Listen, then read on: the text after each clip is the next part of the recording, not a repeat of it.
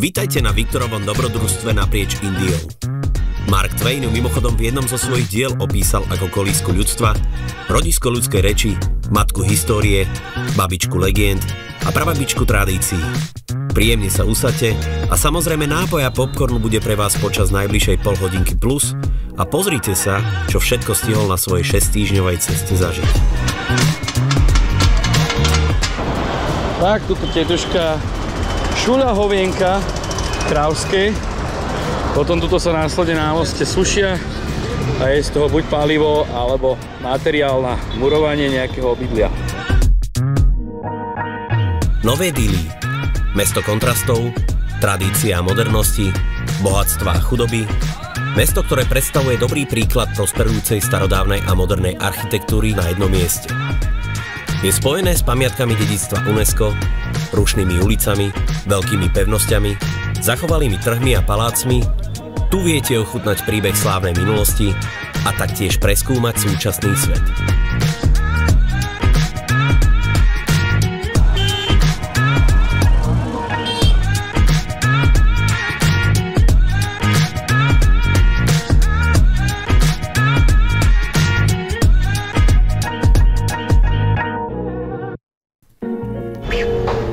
Viktor spolu s partiou sa vlakom presúvajú do mesta Agra, nachádzajúce sa asi 200 km južne od Dili, v indickom štáte Uttar Pradesh. Spolu s Dili a Jaipurom tvorí tzv. Zlatý trojuholník, ktorý je hlavnou turistickou atrakciou severnej Indie. Tak a sme v Agre, zajtra sme Taj Mahal. Mesto je preslávené najmä vďaka monumentálnemu mauzoleu Taj Mahal. To bolo vybudované v časoch, keď Agra zažívala v 16. až 17. storočí zlatý vek ako hlavné mesto obrovskej ríše veľkých mogulov. Dal ho vybudovať panovník Shah Jahan ako hrobku pre svoju obľúbenú manželku, ktorá zomrela pri pôrode ich 14. dieťaťa na vojenskej výprave, kam svojho manžela sprevádzala. Taj Mahal stavalo vyše 20 000 remeselníkov z celej južnej, strednej a východnej Ázie. Stavebný materiál bol dopravený z celej Indie a Ázie. Použilo sa vyše 1000 slonov. 28 rôznych druhov drahokamov a polodrahokamov bolo zasadených do mramoru. Stavba, ktorá svojou výnimočnou architektúrou pôsobí ako skutočná obrovská mramorová koruna na brehu rieky, je vnímaná ako pamätník veľkej lásky a veľkého žiaľu.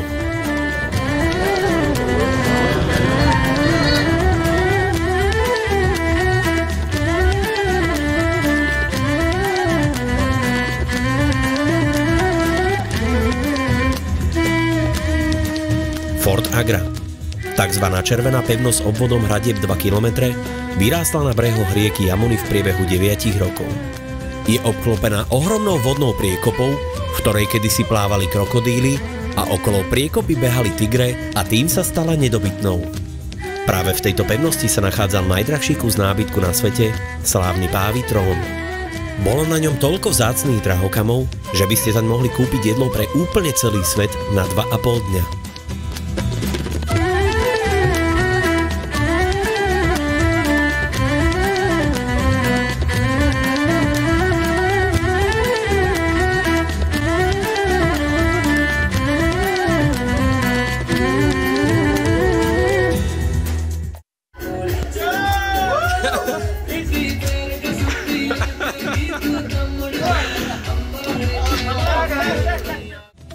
Dobré ránko, priatelia. Pozdravím vás z hlavnej vlakovej stanice v meste Agra. Čakáme na vlačík, s ktorým sa presunieme do mesta Varanasi, do takého, dá sa povedať, posvätného mesta, kde preteká rieka Ganga. Náš vlak mešká už asi 6,5 hodiny, za chvíľočku to bude asi 7. Plánujeme v ňom stráviť ďalších 14 hodín a uvidíme, na koľko sa to natiahne. Veľmi sa teším a zábavam, samozrejme.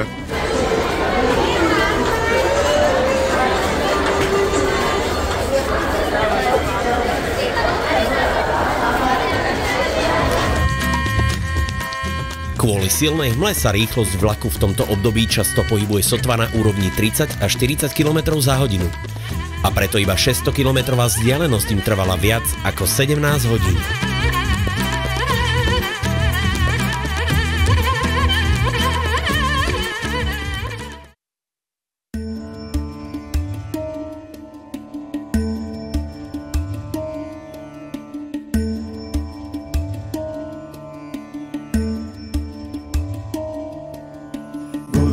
शरणं गुरुवे शरणं प्रदोष शिवनायन्मा शरणं गुरुवे शरणं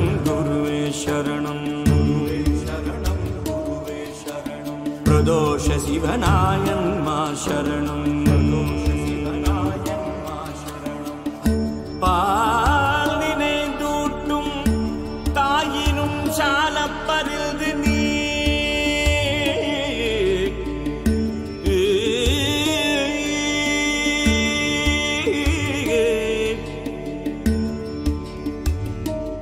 Varanasi, alebo pre hinduistov najsvätejšie mesto na planéte, ktorým preteká rieka Ganga, do ktorého chodia zomierať. Samotná Ganga je aktuálne jednou z najviac znečistených riek sveta a odhaduje sa, že každý deň sa do nej vypustí viac ako 3,5 milióna litrov odpadu. Aj napriek tomuto faktu Varanasi určite stojí za návštevu, lebo iba ťažko by ste na svete našli miesto s podobnou atmosférou, ako je práve tu.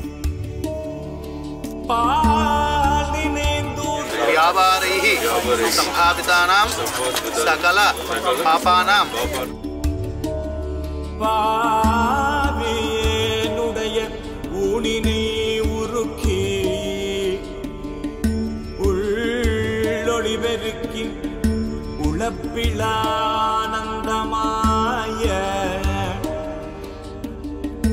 தேனினை சொரிந்து புறம்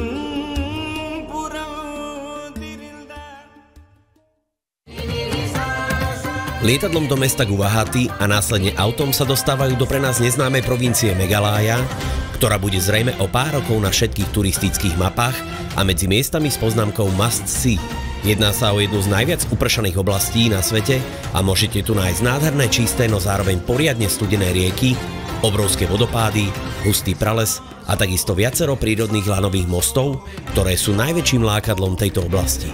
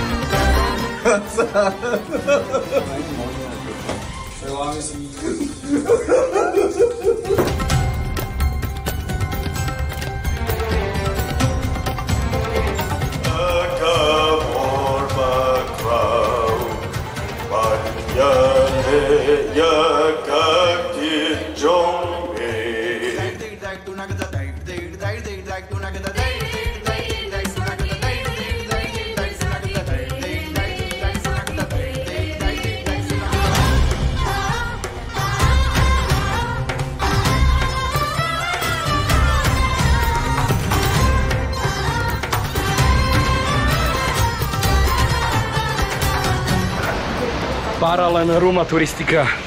Ideálne kombo.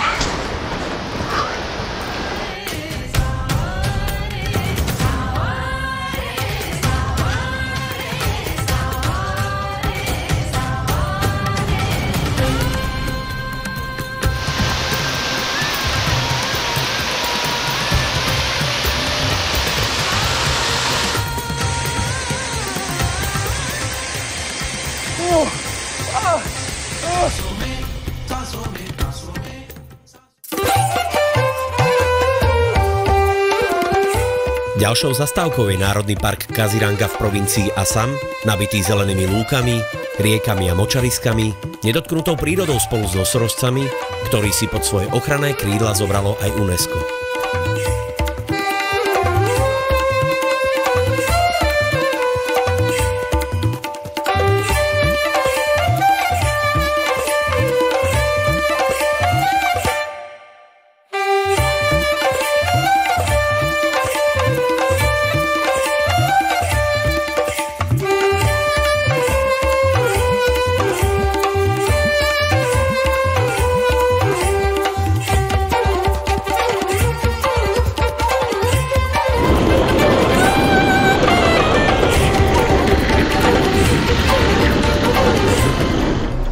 Bridge Brahmaputra, Bráko.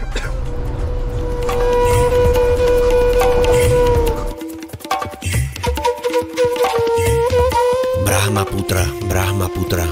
Kde som to len počul? Že byť v nejakom filme? No skúste povedať.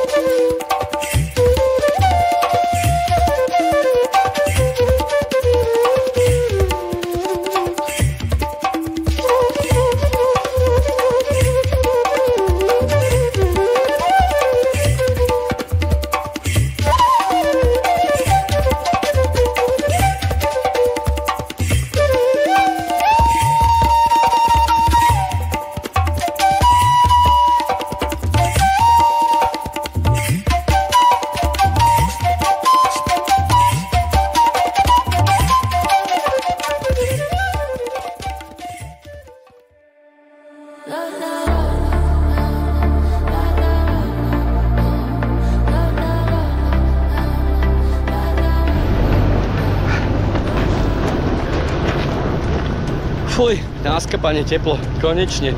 Juhu!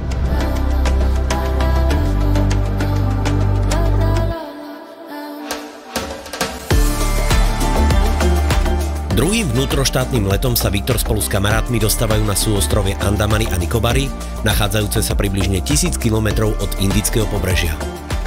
Typický pre Andamany a Nikobary je biely piesok, Tyrkisové more a zelený dažďový prales vo vnútrozemí.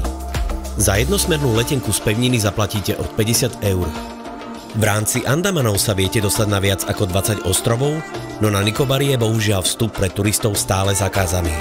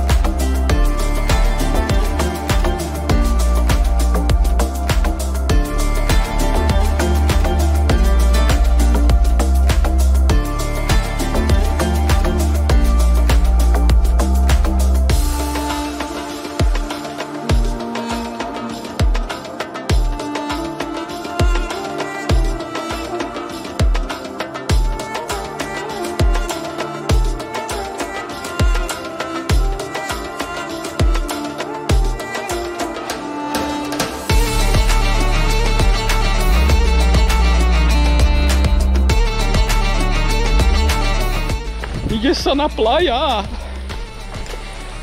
Vamos a la playa. A ten prd môj tuším ide s nami stále.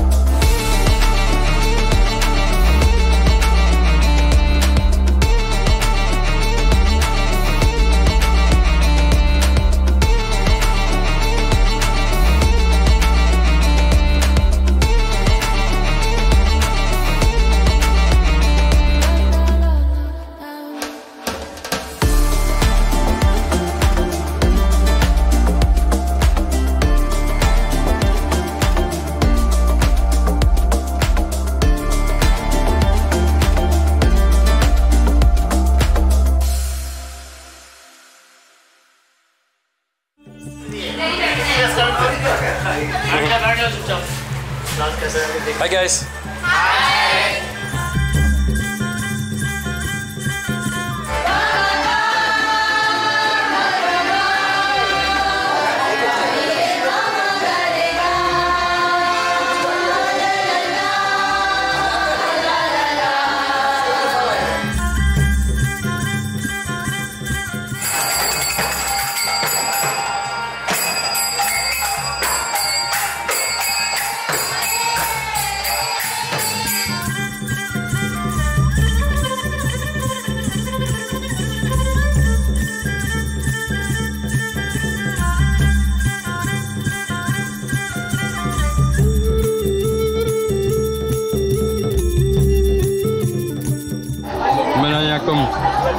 takej ceremonii Hare Krishna, že 24 hodín vlastne len spievajú, tancujú a jedia. A ešte sa na mňa aj usmievajú.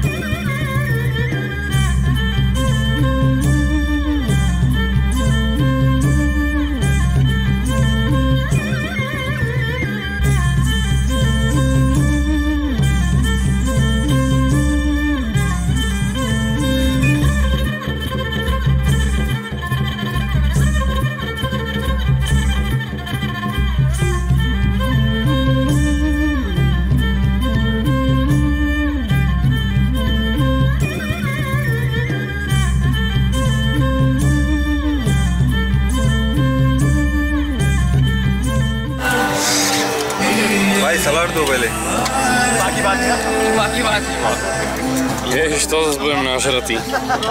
Ach. Uvíka.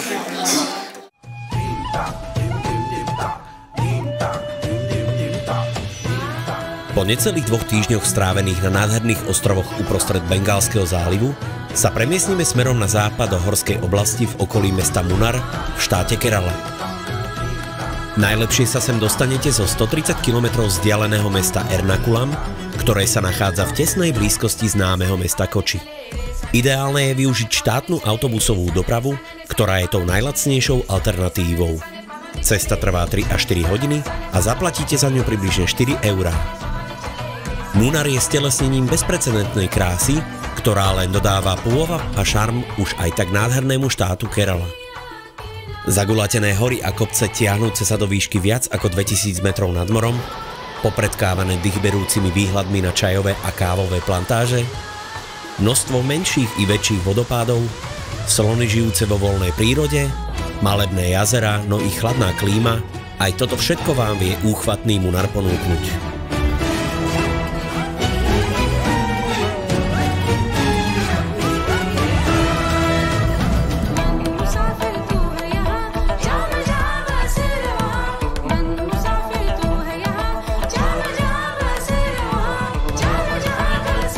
Hrá nám tu perfektná hudba a takto vyzerá čakanie na slony, kým sa dojdú na večer napiť k tejto riečke.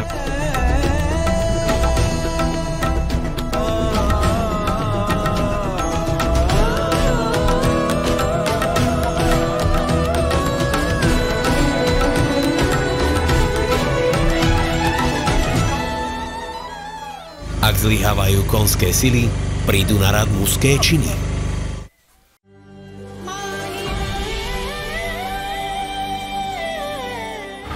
To je nádhera. To je úplne, že maňam.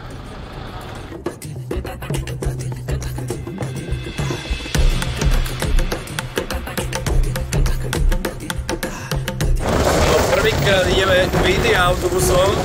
Je to asi to najlacnejšia doprava, ale mám nie že chvíľavý pocit, ale väčší mám pocit, že je tá najnebezpečnejšia. Ježiš, ide strašne rýchlo. Autobus vyzerá jak nejaká taká zliepanina zo 728 plechov. Vnútri je to veľmi luxury, ale akože pohodička.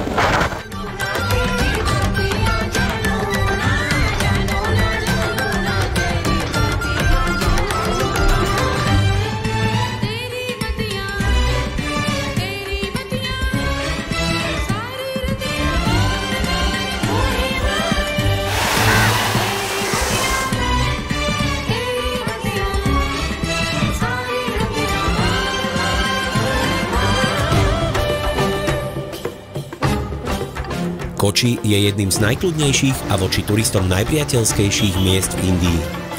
Väčšina turistických atrakcií je dostupná peši a v porovnaní s inými indickými mestami je na ulici veľmi málo aut a ľudí. Koči nie je veľké mesto a na prehliadku stačí aj jeden deň.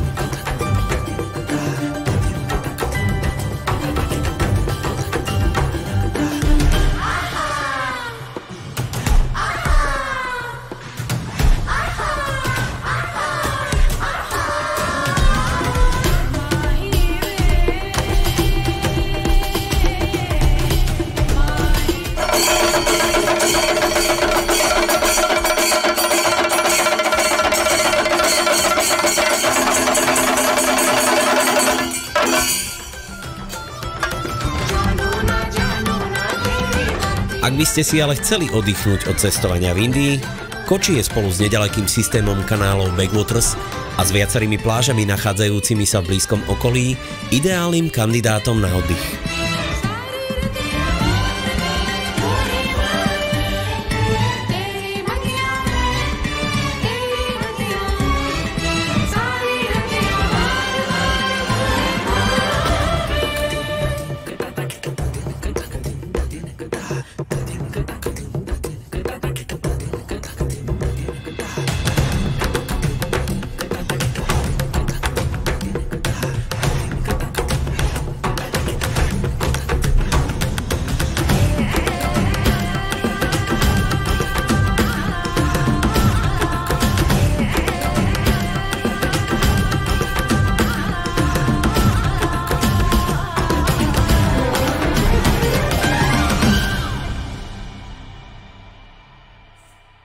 Ahojte kámoši, zdravím vás z mesta Ernakulam, ktoré je kúsok od mesta Koči, kde sme doteraz bývali.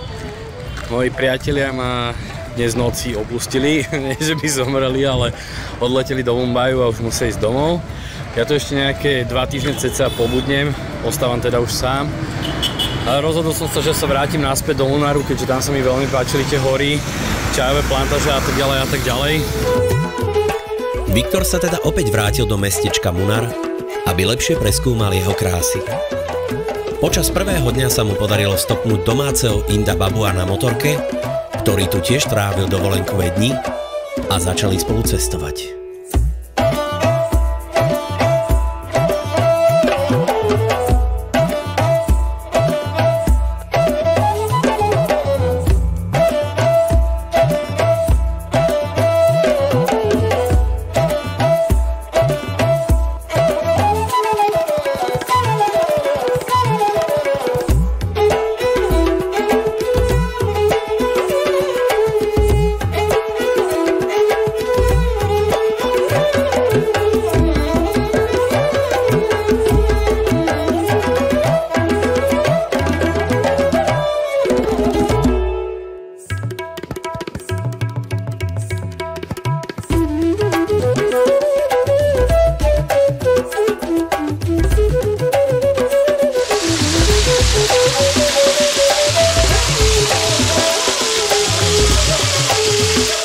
Tamto vzadu v strede je najvyšší vrch v rámci štátu Kerala, volá sa Anamudi, má niečo viac ako 1600 metrov.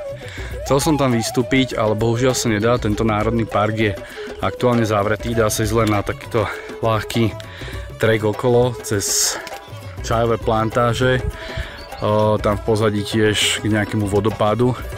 A len pre opravu, vrch Anamudi má viac ako 2600 metrov.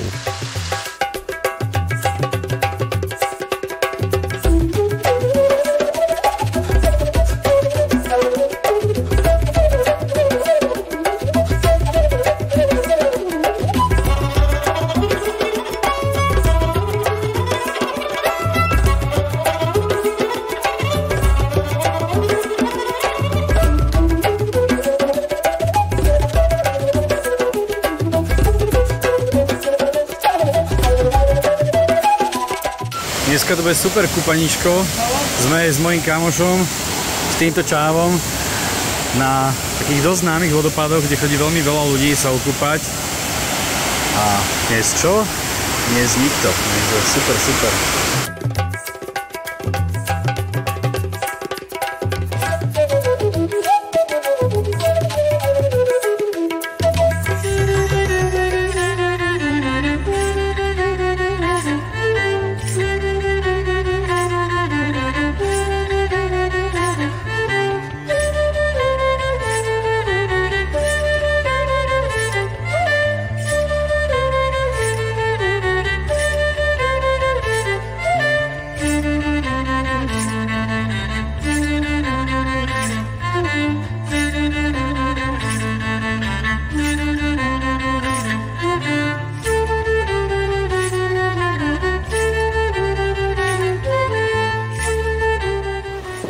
Okay, bye-bye. Bye-bye.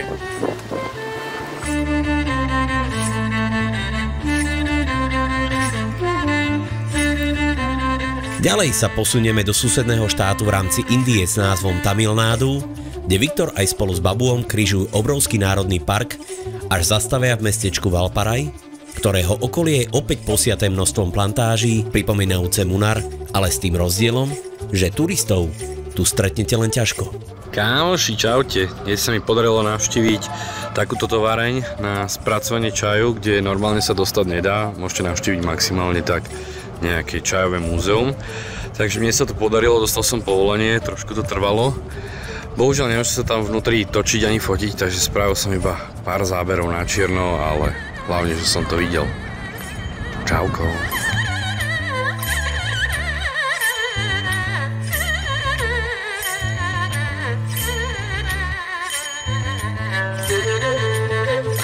Po približne týždni strávenom na horách sa naši dvaja noví kamaráti presúvajú späť k Indickému oceánu, 2 hodiny cesty severne od Koči do mestečka Čentrapíny.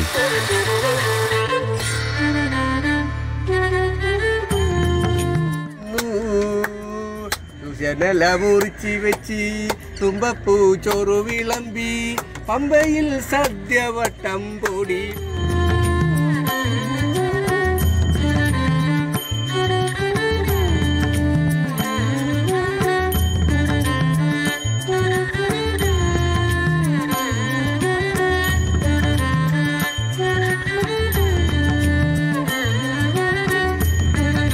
Západné pobrežie indického subkontinentu bolo kolóniou Portugalcov. Tí sem priniesli nielen náznaky ich architektúry, ale takisto napríklad aj čínsky spôsob rybolovu, ktorý pochytili na svojich cestách. Jedná sa o lov do veľkej siete, ktorá drží na obrovskej konštrukcii a funguje za pomoci rôznych kladiek a kamenných závaží.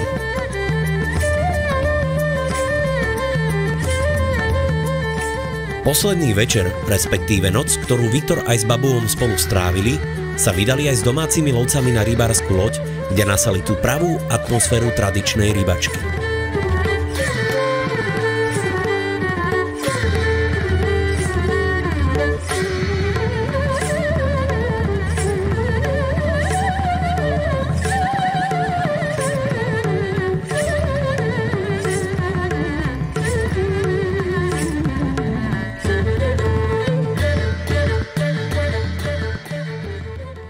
Hola.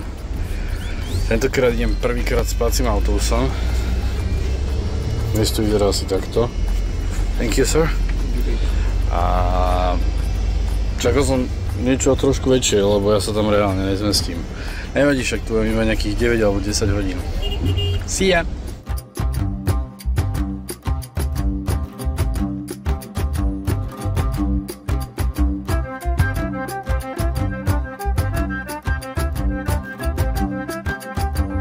Po 800 kilometroch a necelých 20 hodinách na ceste prichádzame do kedysi hlavného mesta Vijayanagarskej ríše Hampi. Archeológovia odhadujú, že tu kedysi žilo viac ako 250 000 obyvateľov, čo by z neho robilo v tej dobe najväčšie mesto na svete. Ani nie pred 500 rokmi bola táto metropola väčšia ako Rím, Bagdad alebo Istanbul. No normálne pozorka toto. Tuto si chilluje na nejakej soche v strede takého jak altánku a čaká, kým mi ľudia donesú banány a všetci si ho fotia a točia.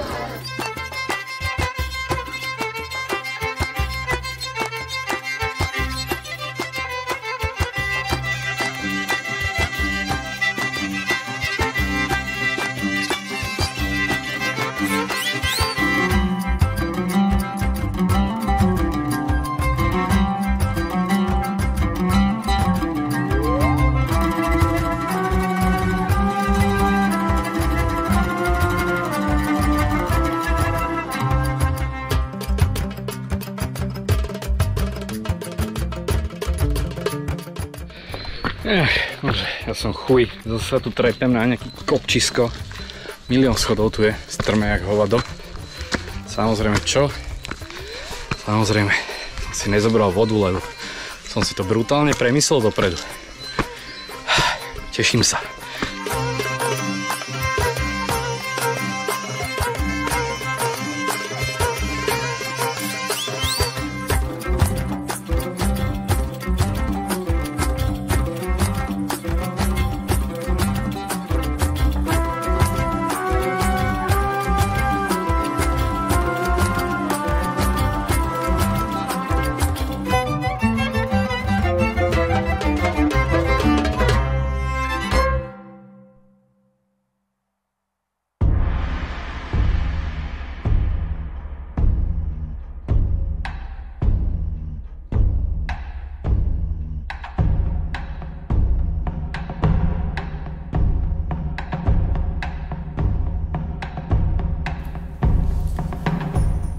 Pred návratom domov sa Viktor ešte zastavil na pár nocí v štáte Goa, ktorý turistom ponúka slnko, more, horúci piesok, skvelé jedlo a neuveriteľnú zmes portugalskej a indickej architektúry.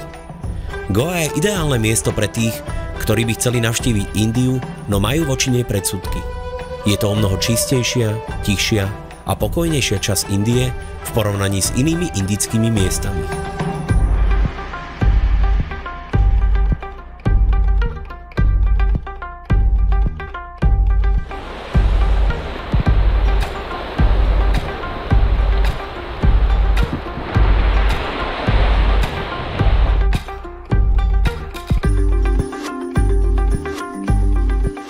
Bombaj či Mumbai, jedno z najväčších miest sveta so svojimi minimálne 15 miliónmi obyvateľov, skrýva obrovské kontrasty. Tak obrovské ako samotná India. Určite stojí za vyskúšanie návšteva rušného nábrežia pod Indickou bránou, odkiaľ každú chvíľu odchádzajú lode na nedaleký ostrov Elefanta. Takisto tu nájdete mnoho trhovísk, kde sa vám podarí kúpiť asi naozaj všetko od výmyslu sveta.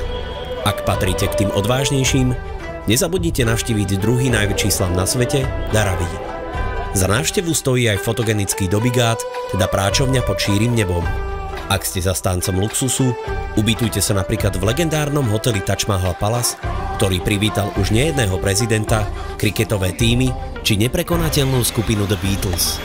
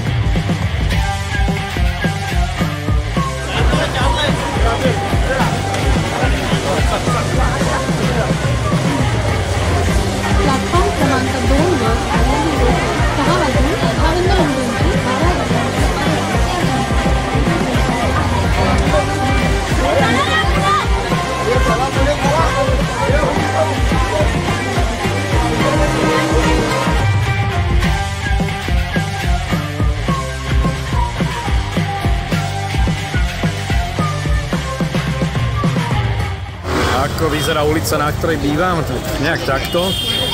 A je to asi posledný krát, kedy po nej kráčam, keďže idem sa pomaly baliť a padám na letisko.